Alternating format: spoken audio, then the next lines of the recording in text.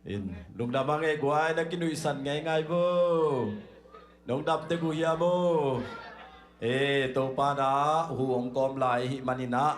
Ama min pat te di nga nun tang na huong kom. Man pama mahi mete ibiak pasyan min thana ke pel tang ta hen. Kun ben na to papa toy ni. Dunia naman gi ke pel to pa na onget ke sak ta hen. Pan na sunga to pa na veng sak ke ta hen. Hale khadi luk kham na jom ki bang lo ding. Iban buang jom ki bang lo ding ai jom to pa hoi hi amen. Buak pipi mai pasien ki phat tan tan na ben. To pa na dang tunga na lam dang taka na ong sem dong na hi. Hallelujah. Hallelujah. Nahak sa na ke pe nol kin podin la. Ibiak pasien luk sim ke pe to phat phot phot ni hi amen. Amen. Hallelujah. Tua to pa pe na pe hallelujah. Hallelujah. Hallelujah. Hallelujah. Mama ba kau pasien ni to pa pa ni mo. Amen.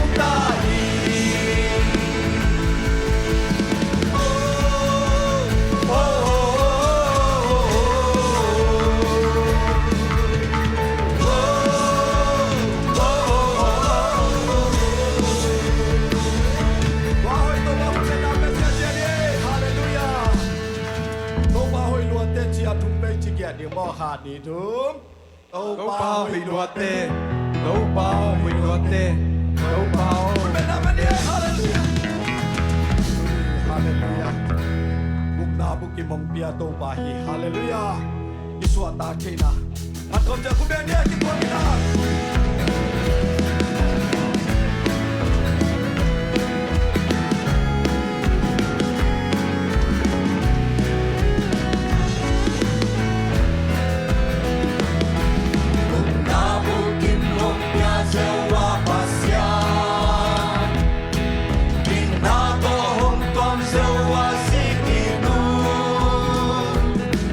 Hong Long Pi Don Tung Sewa Samba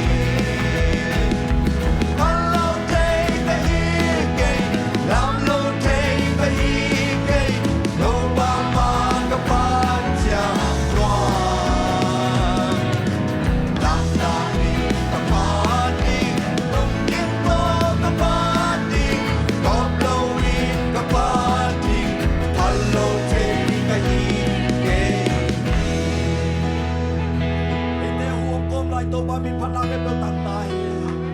Oh, Rabba, Shalalala. Toba tulog dam nasasat, tuge kopya. Toba lugdam nuawe, hunong gomlay. Unina toba na mamit patelay na. Oh, na magwalugdam mo teni. Usan na ompelay toba na minomba to yung ay lugdam mo jajani. Oh, Shalalala. Oh, Rabba. Oh, hallelujah, nanak natin. Lobo na toba kya ako. Nalungkap natin toba kya ako. Ito ba liyan Avang liani na sumahasya tulogi. Oh, Rabashika Rabba, hallelujah. Oh, palo kay toba. Sinita glubitsik sa atawking lolok na piyomi. O den ko toba. Lunta na huwag komlay. Na mamirong pasaglay toba na minong panumi. Nahagsak natin sa namahulong ka naliyan soy. Oh, natilaw natin sa namay. Hulong ka naliyan soy.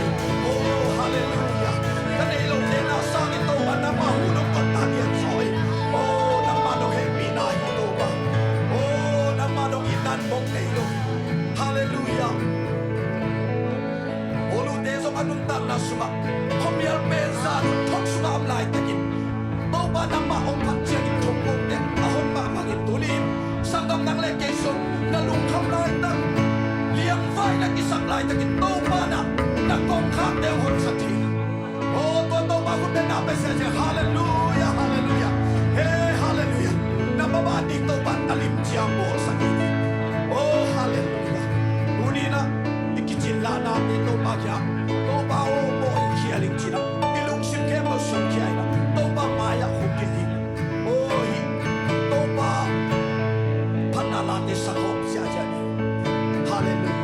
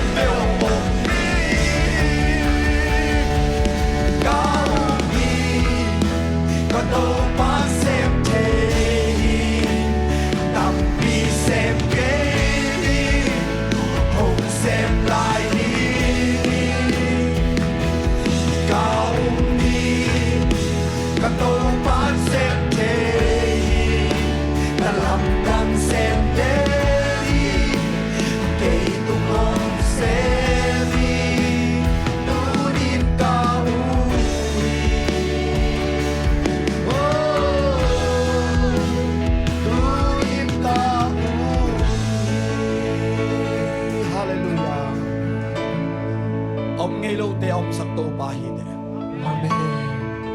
apiang ngei nai lo apiang sak pa hi de Amen.